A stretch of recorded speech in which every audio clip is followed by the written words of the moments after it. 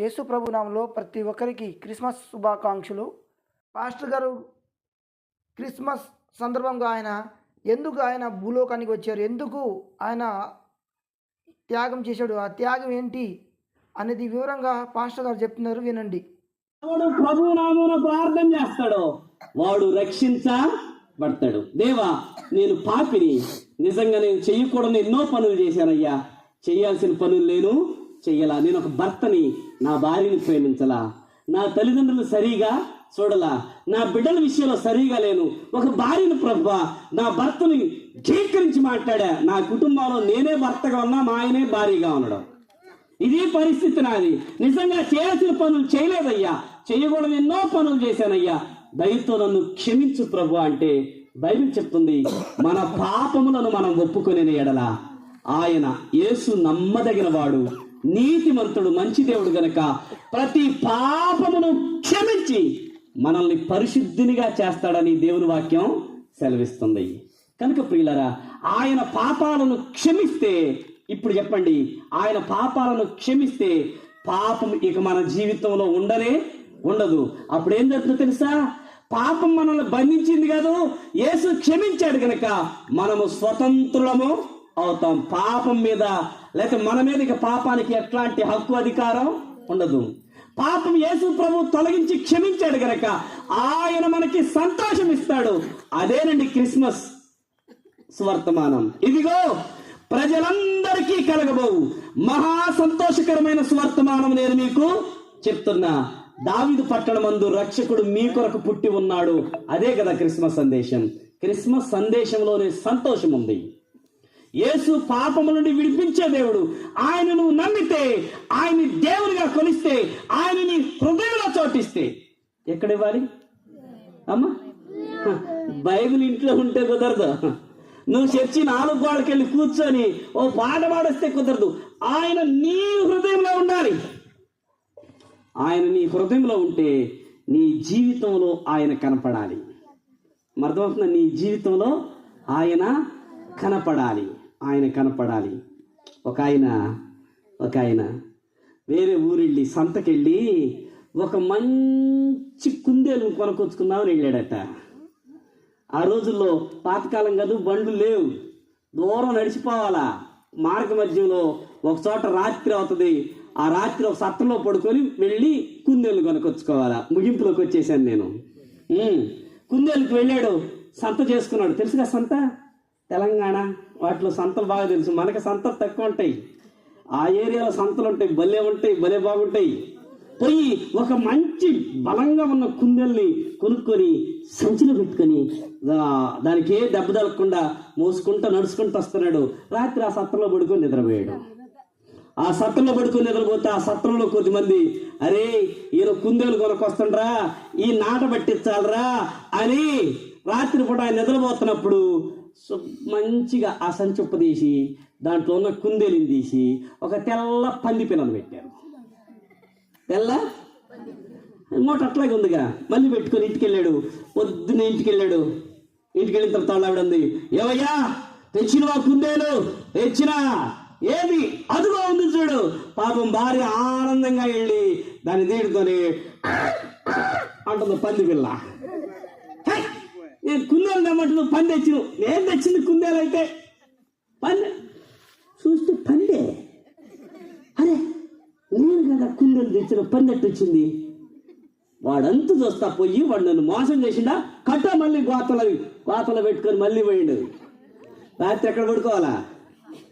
అది మళ్ళీ వచ్చి ఉంటే తేడా జరిగిందని చెప్పి ఈయన మంచి నిద్రలో ఉన్నప్పుడు ఆ కుర్ర పిల్లలు మళ్ళీ దాన్ని ఉప్పదీసి ఆ పందిని తీసి ఈ కుందేలు మళ్ళీ పెట్టారు.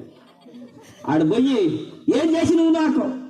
నీకు డబ్బులు ఇచ్చినా, నువ్వు నన్ను మోసం చేసినావు, నేను కుందేలు అడిగితే నువ్వు పందులు ఎత్తువా? దాంట్లో డిషాడు. నేను ఇచ్చింది కుందేలు పిల్ల అయితే అంటాడు ఆయన. చూడు కావాలంటే అని చెప్పి ఆంధ్రేట్ తీస్తే ఏమొచ్చింది? ఏమయ్యా పెద్ద మనిషి, చక్కగా కుందేలు పిల్ల కనపడుతుంటే పంది అంటవా? నీ కళ్ళు సరిగా పని చేస్తున్నట్లేవు. కుందేలే మరి అక్కడింటి పంది, కుందేలే అన్నీ పట్టుకొని మళ్ళీ రాత్రి ఎక్కడికి వచ్చాడు? పడుకున్నాడు. నిద్రపెట్టేటప్పుడు ఏం జరిగింది? మళ్ళీ ఉప్పదీశారు, కుందేలు తీసుకున్నారు, పంది పిల్ల పెట్టారు, మళ్ళీ తీసిపోయాడు. ఏమయ్యా నాకు అర్థం కాదమ్మా, ఆడకపోతే కుందేలు వచ్చింది, మరి ఏడేం పంది పిల్ల? ఆడ కుందేలే, మనమే ఎట్లా చూసి ఉంటాం, అంతేనంటయ్యా, అంతే తీ అని మళ్ళీ తీశారు. పంది పిల్ల వచ్చింది, మళ్ళీ పంది పిల్లే. అదే నేను అక్కడ చూసినప్పుడు కుందేలు పిల్లే, ఇక్కడ చూసి దీనికి బాగా కోపం వచ్చి ఆ పందిని పట్టుకొని, నువ్వు ఉంటే పందిగైనా ఉండు, లేకపోతే కుందేలుగైనా ఉండు, కాసేపేమో కుందేళ్ళ కనపడతావు, కాసేపేమో పందిలా కనపడతావు అన్నాడు. నేను ఈ మాట ఎందుకు చెప్తానంటే, చాలాసార్లు మనం ప్రార్థనకు వచ్చినప్పుడు కుందేలు పిల్లలు ఎక్కువ కనపడతాం. ఇక మన ఇళ్లలో, పొలాల్లో, బయట చూడాలా, పెళ్ళిళ్ళప్పుడు చూడాలా, ఫంక్షన్లప్పుడు చూడాలా, చెప్పేదే ఉంది.